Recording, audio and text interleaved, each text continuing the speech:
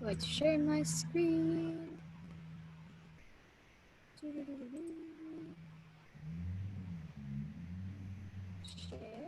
All right. Howdy, everyone. My name is Lei. I'm the CVA, the Community Volunteer Ambassador for the Santa Monica Mountains National Recreation Area. I'm going to go ahead and get started and share my screen. So, as a visible disclosure, we'd like to inform any participants that any and all Zoom series is and will be recorded. The purpose of this is to provide the Zoom series to those who participated or missed out on the session. It is also provided the information for participants to refer back to.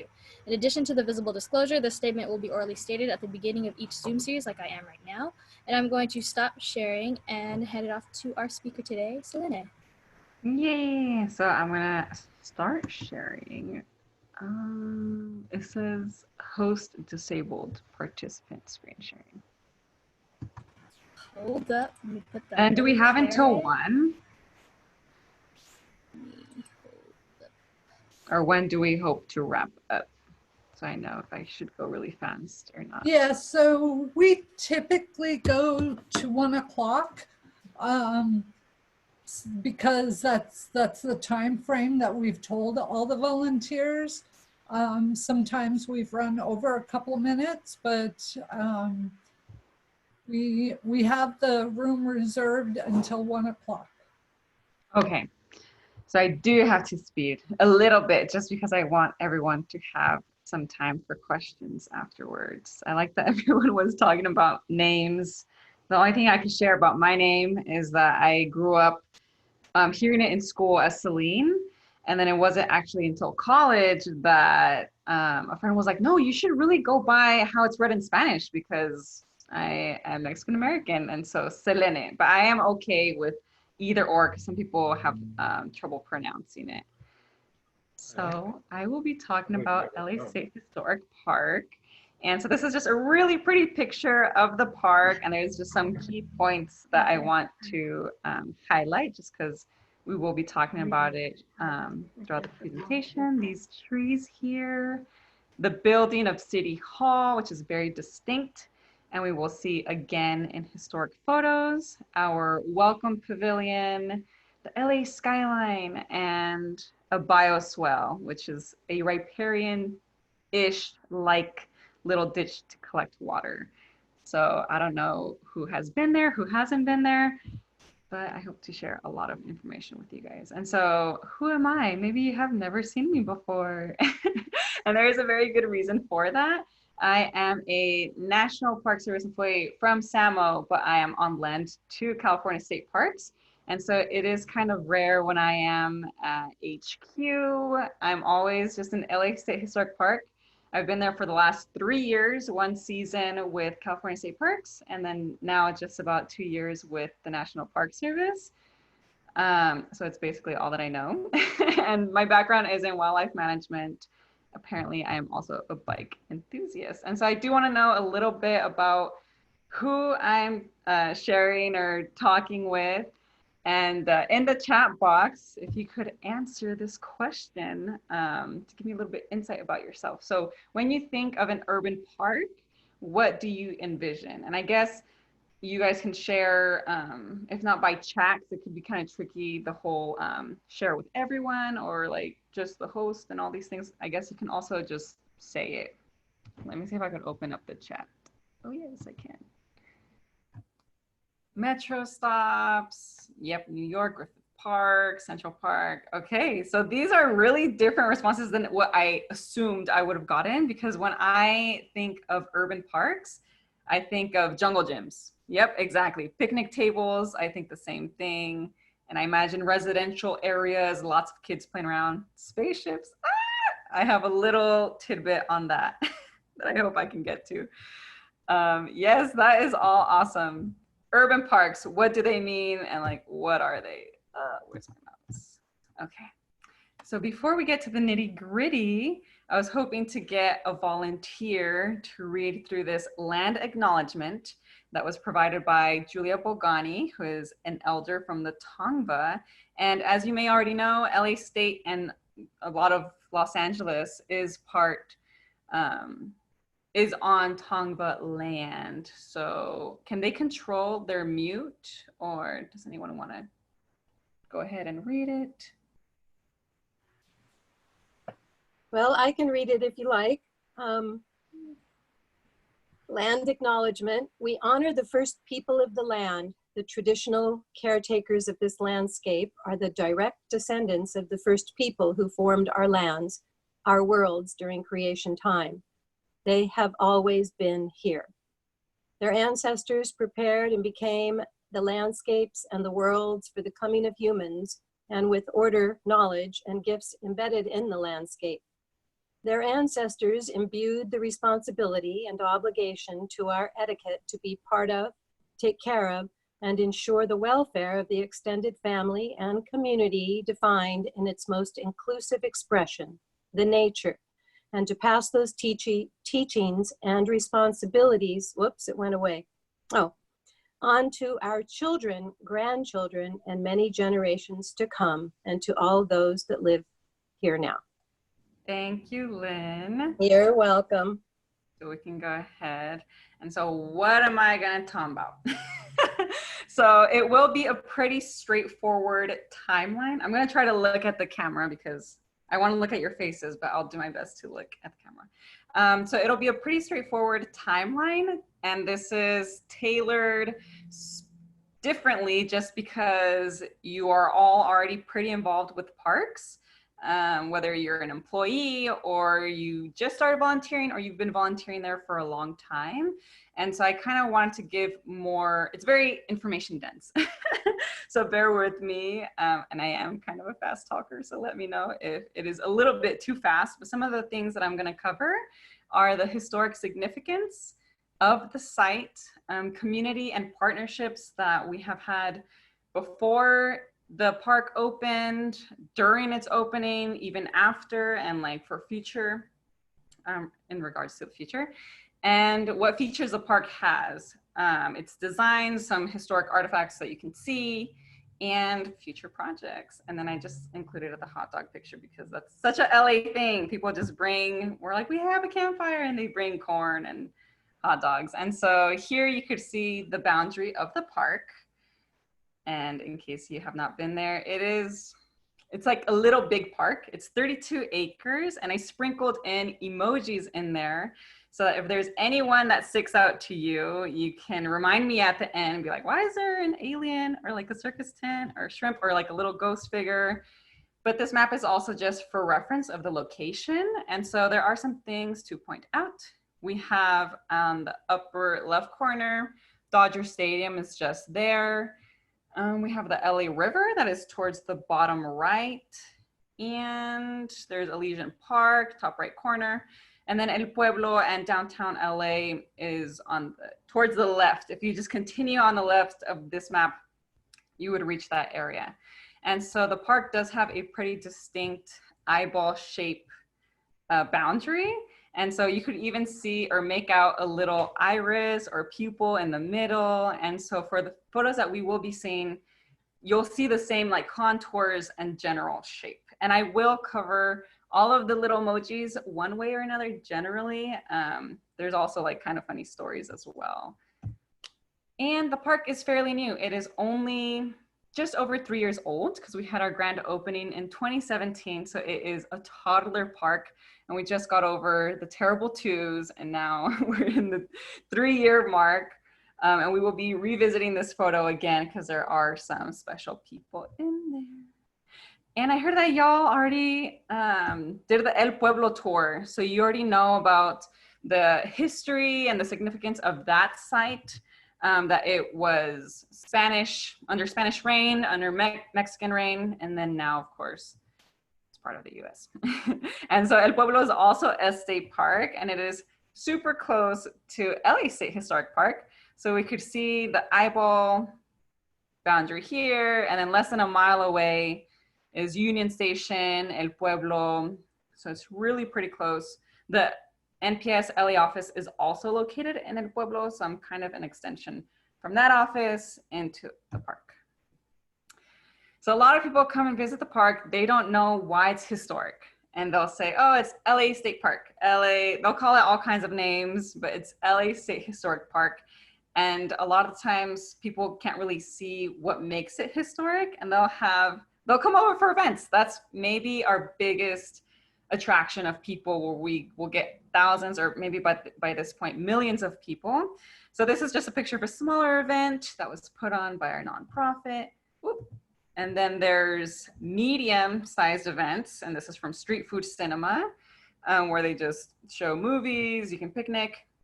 But then we also have huge events where the park basically functions as a venue and can host maybe 17, 20,000 people at a time, from everything from circuses and festivals, concerts. And so of course, because of quarantine, we have had to cancel a lot of this. And this was a rave, I think maybe last year. So why is it a historic park? It is significant because, well, I'll have you guys look at this map. There are some key words in there. Maybe you can make out some features. It just looks like squares and lines. We see that it says turntable, there's a roundhouse, there's a dock, there's a restaurant and a hotel, there's a freight house, and it was a train station. So that was the main, that's what it was. That's the biggest like historic fact that I can give you, is that it was a train station. And so we could see all these little lines here that look like a paper fan almost. That's basically the roundhouse that you could see here. And I want to point out this locator map. It's highlighting in the black dots other train stations. And so as you probably, or maybe you already know, the main attraction to California was the gold rush. And so the first transcontinental railroad that got from the East Coast to the West Coast was in the Bay Area. And then the second transcontinental railroad is this one in Los Angeles, where people arrived right where the park is at today. Okay, so then we have another question where you could answer in the chat box. So what was the price of a one-way ticket from the East Coast to Los Angeles? And you can keep in mind that this is in the late 1800s or the early 1900s. So let me see what is going on. $5. Oh yeah, the cornfields. Yes, I will be talking about the cornfields soon. Oh yeah, y'all are really, really close. And please do not hold me to it. Let me exit. Okay, let me see. Answer. This I have heard from the more experienced interpreters. I'm not sure where they got it from, but it was $1 to just travel and get all the way across. That is extremely cheap. Almost hard to believe for myself, and I wish prices were still like that. But so it was owned by the Southern Pacific Railroad Station, and here we could see an older photo where we have all of the freight cars and the train tracks, and City Hall is still there, and there's hardly any other buildings in the skyline. So it basically had its time to shine for about a century, late 1800s into late 1900s, or the 1990s basically. And so after the gold rush that really brought a lot of people over to California, there was what people call the second gold rush. And that was with the agriculture, right? And people really thought that California was tropical, the weather was amazing, it's not snowing like in New York. And so it really just appealed to people. And so you could only imagine living in LA in those times. We have the train station here. You can still make out like the I boundary shape, the roundhouse. No, the roundhouse. And then we have, where's my mouse? Okay. We have the hotel here. We have a bridge, which was actually at the site for many years. So a lot of people today still come by and they say, oh yeah, I remember when that bridge was there. There was a eatery around here. And then this building is actually still up to date. And this is the ice house. And so whenever they would bring perishables, that's of course where they would store it. And fun fact about that building, it's gray now. It still looks exactly the same. And a UCLA history professor purchased it. He's living there. And a lot of the photos that I'm, including this one that I'm using, are from his website that he created. And I'll share the link at the very end if you want to view more pictures. There's a lot, not only just about the river station, but LA in general. And so we see the LA River before it was channelized. People were just coming to LA. Oh, it's awesome, Hollywood. It was really, really growing. But then there was also a lot of competition between railroad companies. And so it's just funny to think that this huge train station was here, and then Union Station is just less than a mile away and is, you know, obviously still functioning today. And so this is a little bit later, so we could see more buildings in the skyline, but eventually they just stopped and it became a brownfield. It went from Taylor Yard to a brownfield, and there is a lot of parks that are like this. So if you have been in the area, there are other state parks, even less than 3 miles away from LA State Historic Park, that were also Taylor Yards that have transformed and become parks. So one of them is Rio de Los Angeles State Park, and that one is half managed by the city. We manage the other section, and it looks pretty nice. It's older than LA State, so the trees and the bushes and everything is more established. The other one is an ongoing project called the Bowtie Project or Bowtie Parcel, and that one, it looks just like that. And so that one will become a state park eventually in the future, but it's just funny that there are so many Taylor Yard sections or parcels going to become parks in that area. And so someone saw that as opportunity, and developers came, they said, we are going to stimulate the economy, we are going to put in warehouses, and the mayor was all for it. It was going to provide jobs. And so we can see, compared to the previous art painting or image, it was all residential around here. So now, even in present day, this is already warehouses. Oh, where's my mouse? Warehouses here. And then this is a rendition of what it was destined to become. And we see Dodger Stadium. And so it was just going to be all warehouses, semi-trucks coming in and out. And the people heard about it and they did not like it. And so, sorry that this is blurry, but we have a community map. All the communities in that area found out about it through meetings or however. They got together and they created the Chinatown Yard Alliance, which was a group of people composed of community members from Chinatown, Solano Canyon, Elysian Park, Eagle Rock. And there is also a really big housing project right across the street. Actually, I'll go back here, called William Mead Homes, and it has over 400 apartment units. So that's how big it is. They have their own elementary school inside. All of these people found out about it and basically said, no way, Jose, created the alliance. They sued the developers and they won. Woo, victory. Okay, we're gonna get a park. So around 2001 is when California State Parks came through and they purchased the 32 acres. And well, there was actually a lot of debate with why are we going to purchase this? All the money going to that could actually just purchase wetlands or maybe another area along the coast, forest lands. There's so much that could be done with that money, but it still obviously went through and purchased the area. And little tidbits about California State Parks, there are 280 state parks in the whole system, which is the largest state system in the nation. Other state agencies have fewer parks, but even though we have so many, we have very few urban parks that are dense, like in the city and have a bunch of visitation. A lot of them are, you know, beaches or in the forest. And so another really densely populated area that has a state park is in Culver City, and that's Baldwin Hills Scenic Overlook. Another one besides that is in the Bay Area is Candlestick State Park. I think it's in San Francisco, and that one is actually not doing too well, but they are hoping to kind of replicate what's been happening at LA State Historic Park to apply it at Candlestick and kind of revamp it to get more people coming.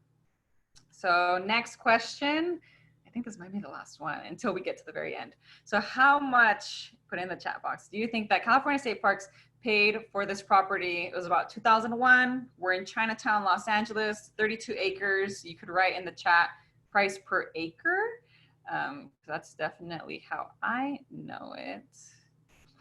Okay, there we go. Let me see. How much do you think it costs? Ooh, that's good, good. I'll have to count those zeros. Okay, that's 1,300,000 per acre. So it was $1 million per acre. So if you meant to put that per acre, yeah, that is the right number of zeros. Then you got it right. So it was $32 million to purchase this. There was a debate, whatever, it happened, but the park is also meant to generate revenue as well for the California State Park System to be able to purchase more properties, fix the existing ones, whatever it may be. Can I click? Okay, answer. And so, yeah, someone mentioned already the Cornfield Park. And so the land was purchased. California State Parks went in, looked at it, maybe did some soil testing, and they saw that as an industrial site, of course, it has a lot of contaminants, heavy metals, toxins, spills that happen, even, trains could have crashed. And so the park actually gets cornfield from two different ways. So one is that our friends here, my mouse. Okay, so we could see this little logo. There's a Roadrunner. They're right across the street from us on the northern end of the park.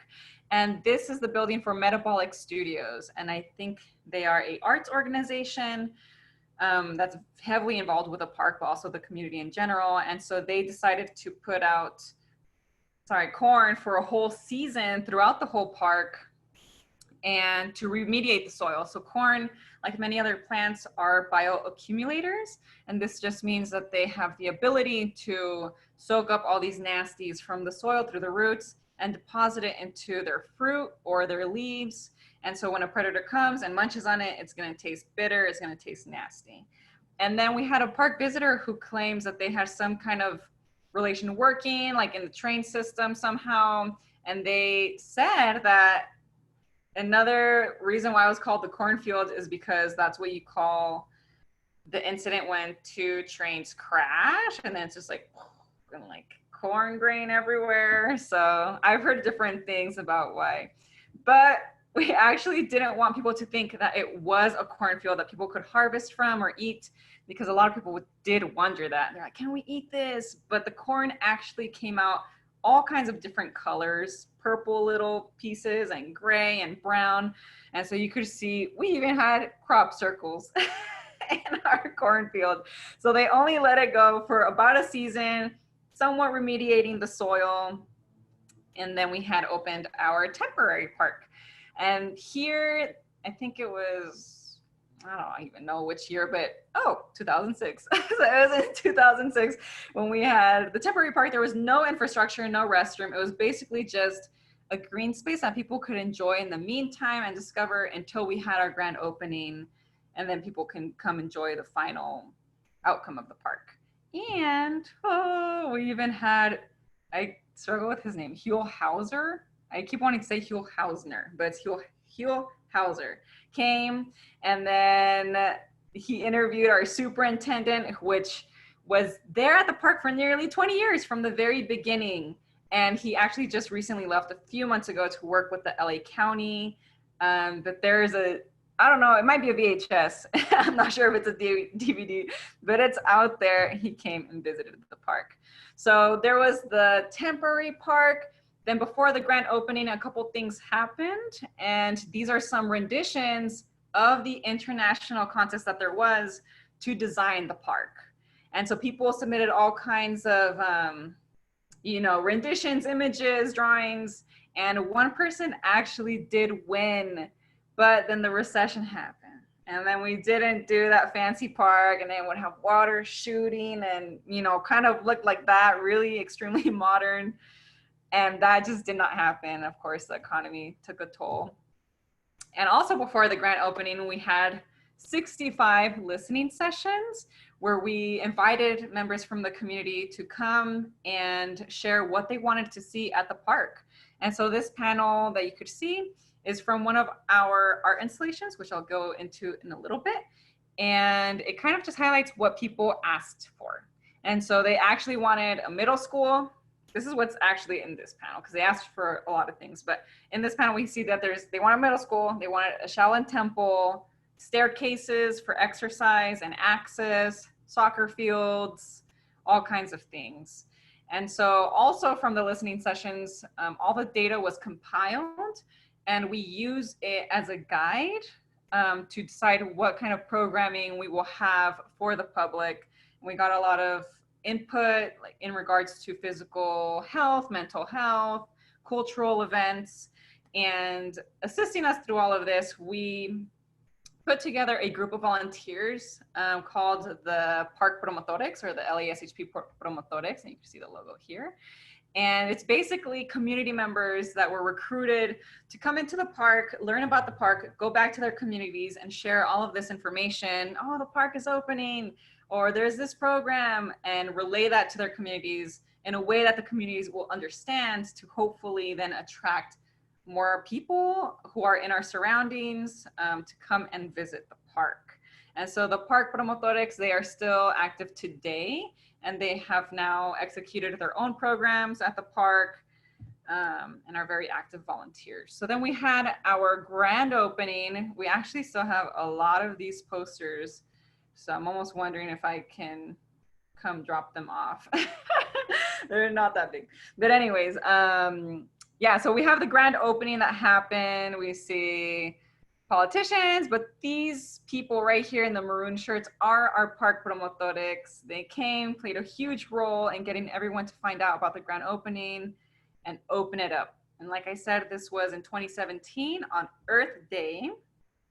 And so for some of the features that you can actually see at the park, because the competition didn't go as planned, we didn't do that fancy park, we ended up going with the more simpler version, but it was more eco-friendly, and there are a lot of recycling or recycled materials that are in it. We use recycled water, of course. And in this building, this is our ranger station. We have two buildings that basically are identical to this. It's the ranger station by the parking lot, and then our welcome center that is more towards Chinatown.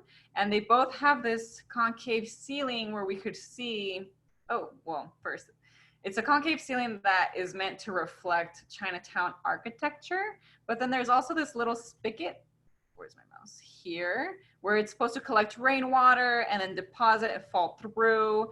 In the welcome center, it somewhat looks like a fire pit where it falls through, because it's a huge circle with lots of rocks, but it's not a fire pit. It's just meant to be an opening for the water to come through. It'll penetrate the ground, and then all the water that falls on the park is meant to stay within the park.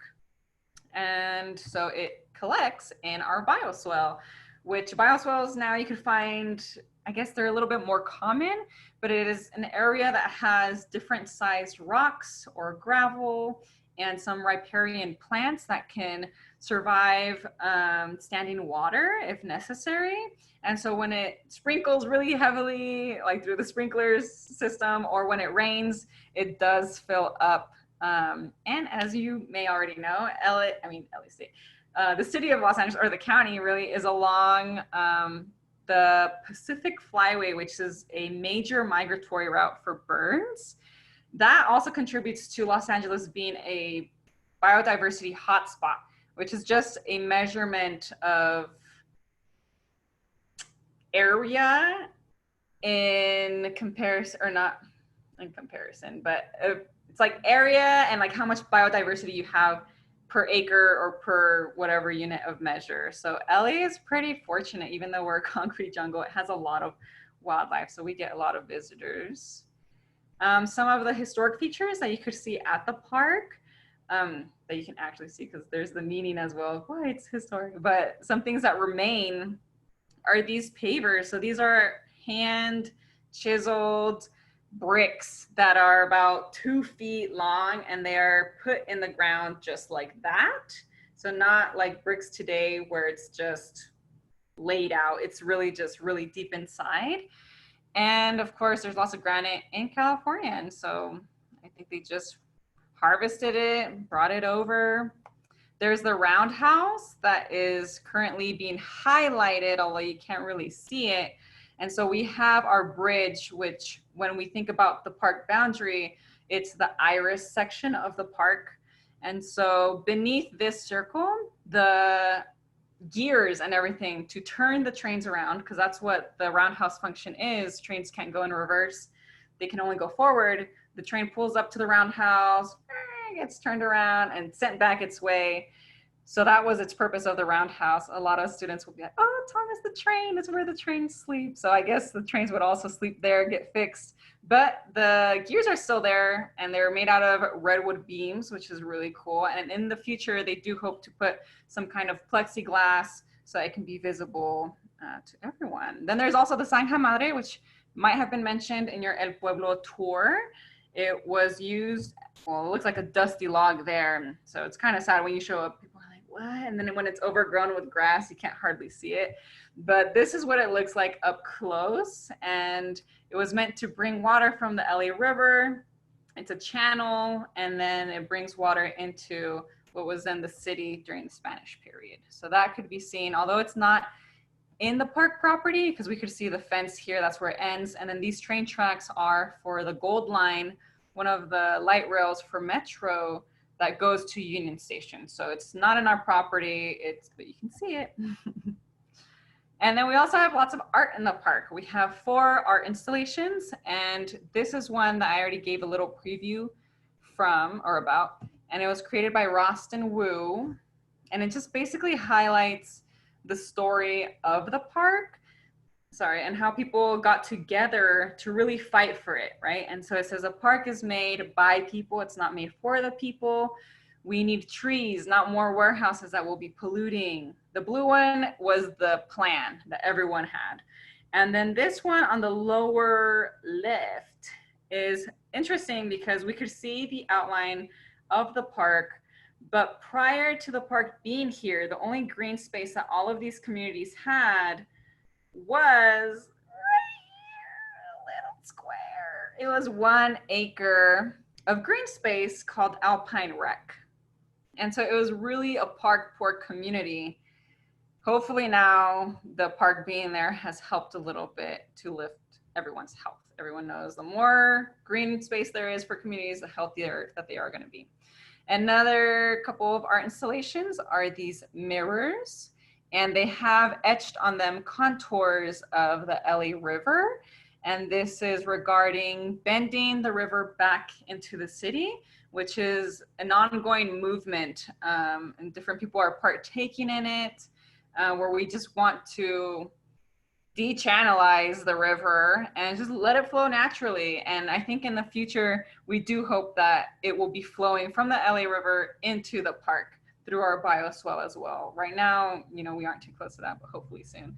Then this piece over here that looks like a spider web is meant to be a future meeting space. And it's kind of like this metal structure with a little pit on the inside, and it's supposed to look like a organic growth. Then we also have our Endless Orchard by Fallen Fruit. And so these are 32 orange trees. They are Valencia oranges, which are supposed to be good for juicing. And they are in their own barrels because we want them to have clean soil, not the park soil, because it has been cleaned a little bit, but not enough for people to eat. And so the rims of the tin pots have words and sentences that are in English, in Spanish, and Mandarin. And together it kind of composes a website. And all of these quotes were collected from the community. At the end, I'll share our park's website information. And when you go on there, you can also find the art installations and more information about it. Some future park projects are the water wheel. And so historically there was a water wheel here. This is an older photo that brought in water from the LA River, maybe through the Zanja, and pulled it into the city. And so again, this is with our partners at Metabolic Studios here. And on their property, because you can see the bridge here, on their property, they have recently, I think maybe just a few months ago, potentially last year, now collected all the permits necessary to be able to break ground on the channelized river. And one of their head folks, their name is Lauren Bond, is, besides the city, the only single person who has rights to the LA River water, which is really interesting. And so, yeah, this is a rendition of what it'll look like, a water wheel that will bring in water and hopefully into the park, bending the river back into the city. Another project is, and we will be able to see it again, in the Eyeball Park boundary, there is a little section that is this section that was never constructed, and it's 4 acres. And so the park, it's like an eyeball, constructed, and then 4 acres of not, and then it's our maintenance and admin offices, which you could see the little ceiling here. And then we even have concerts underneath the bridge, so that's cool. But this whole area, 4 acres, we already got the budget approved. There will be a designated camping space as well as fire pit area. And then in partnership with the city, this street, this is what it looks like now. And so you just drive this way, that's how you get to our admin offices. But this kind of just dirt area here is city property. And there's already stuff in the works to make it look like this bottom image and just make it more continuous park space. In here, this intersection was just like 2 weeks ago opened. And so before it was just a building that was here and they just tumbled that off. Now that'll be open. And then this road that we see will be a cul-de-sac. So there will be more park space. Another project is that here we see, oh, where's my arrow? So here you can see the beginning of the 4 acres that is not built. But now this picture is for another project. Each number here is a potential entry point for a bridge, because all of these communities, which we have Solano Canyon, residential folk who live in this area, they have to travel all the way down Broadway and then basically go around Chinatown and then to come inside. There's no way currently right now to access it because this is higher elevation. So you can't even just jumping fence, you can't do that. And then there's the light rail that passes through. So there will be a combination of ramp, stairs, elevators to be able to access this area. But this brownish empty lot will actually become residential units. It'll be like apartments and then retail on the bottom. So they're basically just gonna make sure to put a space for the bridge to be able to be built later. Then we also have a little food spot that we're gonna be getting there. And this is closer to towards Chinatown than the other extent of the park. And so this is what it looks like right now. And it's a couple sea bins or shipping containers that resemble like what would have been there when it was a train station. And historically there always was some kind of restaurant there or like snack shack. And so now we're bringing it back and they will be serving Ranger dogs, Ranger burgers. So that's in the mix. For community engagement, we are really heavily involved with our community. We still have the promotores amongst other volunteers. We go out of our park a lot and we have a lot of partnerships for a lot of our programming. We also will host like campouts for all kinds of groups in the community. We'll go to neighborhood council meetings. And of course, now quarantine has kind of put a standstill on that a little bit. And recently we were even working with Homeboy Industries, which has people who were recently incarcerated or are at risk of being involved with gangs and their youth. And so they're really awesome. They are just a block away from the park. And so we've really been showing up at their place so people can become familiar with us, not be afraid of our uniform or see that our uniform is different. The state park patch, you know, has a little teddy bear on it. So that's kind of cute. But we've been working with them to hopefully get them to come out. Things are a little bit slow. And so I kind of hope that briefly, I don't know if I spoke too fast, that you all will hope to visit sometime. And now you can, oh, well, maybe not questions just yet. So then what you can do to support, we do have a nonprofit, the LA River State Park Partners, and they accept volunteers, also donations. You can get involved with the park staff once things get back to normal to volunteer and just get involved with us. And I'd just like to thank you all for participating and watching and listening, and my colleagues for inviting me to do this. Those are some links. The first one is to our website, and then our nonprofit's website, and then the UCLA photo archive that is created by the professor who lives in the ice house. So now I am ready for any questions. Let me open chat box.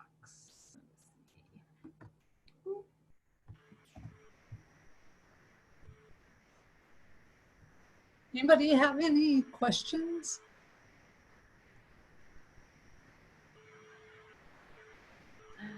Homegirl Cafe is really good. So yeah, I have a question about the pedestrian bridges up to Broadway. And do you have a ETA on when they might be completed or even started? It would have to do with whenever they do finish building the residential areas first. And so that property, that parcel, that's super thin, they are hoping to build up, and that is owned by the San Antonio winery family, I think the Riboli family. And so they are the ones who are gonna build first their residential thing, which has gotten a lot of lashback. And so they have gotten ready to proceed, and then the buildings are too high, or not enough affordable units. And so I think those would have to go up first, and then there would have to be the funding for the bridge, which would be a couple $1 million, and then it would be able to happen. So I'm not really too sure, but there has been like planning and stuff like that since, I guess, like over 2 years ago.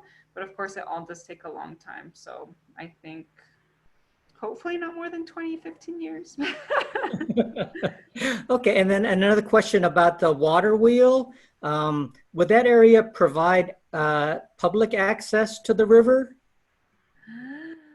Oh, that's a good question. I think it would, just because in the rendition where the city would make that property into park space, those renditions say that those will be for access to the river. And I'm not sure if the water wheel, because that is on the Metabolic Studios property, I'm not sure if and their studios are open to the public. So I think it would be possible for them to allow access. I'm not really too sure, but they did already start breaking concrete on it now. I'm not sure when that'll be done with the construction. Great, thank you. Mm-hmm. Celine, that's a great presentation. Thanks a lot. You mentioned a couple of times the problems with delays and schedules and things take forever.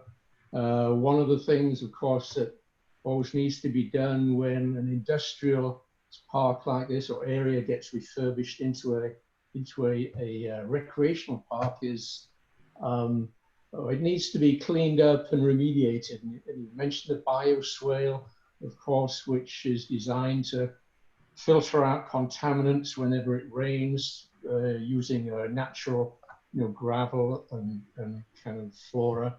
And also, I was wondering how long it took for approvals to get, done, and did Calipier require any further cleanup or remediation of the contaminants in the land before you could start on this park?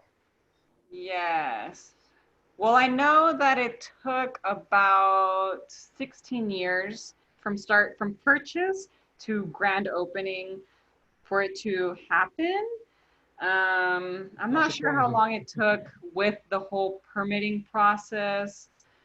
And as for other contaminants, I think, no, I'm not sure. Yeah, I'm not sure what other, I guess, issues there would have been. But on a side note, semi-side note, we have another park that I mentioned that was a Taylor yard that does have contaminated soil, the one that just looks like nothing right now, the Bowtie project. And we are actually getting a lot of lashback to even make it a park. People are saying that they actually don't want a park. We don't need a park. And we were taking schools there. You can actually access the LA River from that point. and we would have fishing programs and everything. And so now all of that has stopped because of the tremendous backlash from the community. So hopefully that area will still become a park, but right now, and I don't think LA State had experienced something like that, but unfortunately another sister site is. Okay, thanks.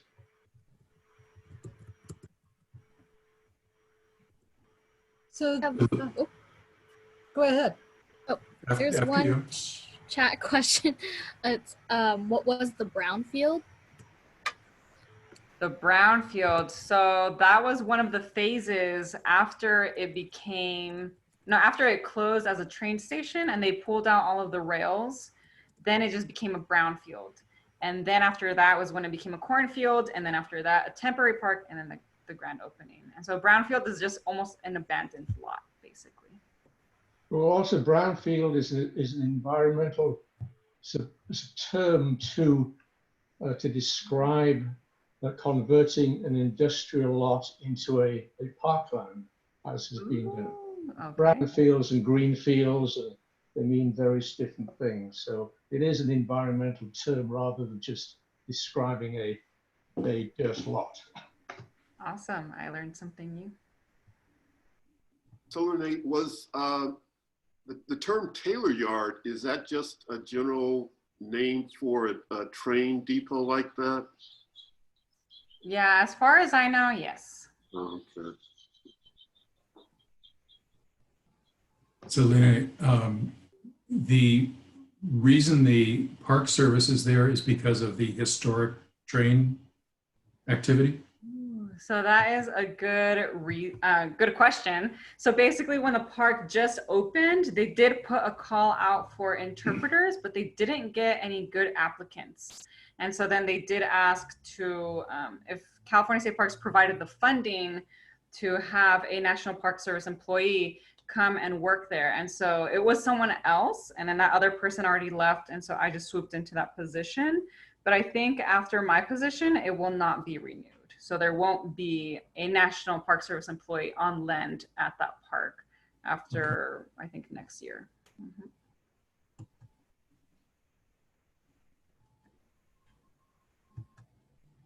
Which means you'll move over to El Pueblo? Yeah, potentially, yeah. Or I'm also like interested in applying with state parks again, but with how things are going right now, there's like hiring freezes and all that, then I don't know, we'll just have to see what comes. And so your interpretation role there is not necessarily confined to historic. It's basically interfacing with any public activity.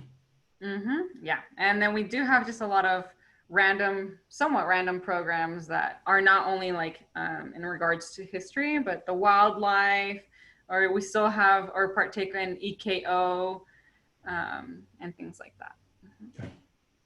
Thank you. So you answered the question, was NPS still using it for eco programs? Yes, yeah. And I mean, now we'll have to see how EKO is going to continue. So we'll see how that will function. But yeah, for a couple years, maybe 3, it was an EKO site. And we were able to host 100 students a day. So that was a little hectic sometimes. And we also partnered with LA State Historic Park in the past on National Trails Day and National Public Lands Day, and had volunteer events there at the park too. So that was a lot of fun. Yeah, that's true. Somebody's asking, is there an entrance fee? There is no entrance fee. There is free parking on the outside of the park, like directly on the street, and then you can just walk into the entrance. But if you do park inside, there is a parking fee. And I guess one last tidbit that I can share, because I just like it so much, is that in the emoji map, there was the alien emoji. The reason why that's there is because we had a very large event. What was it called? It was basically a mass meditation event, and it was different.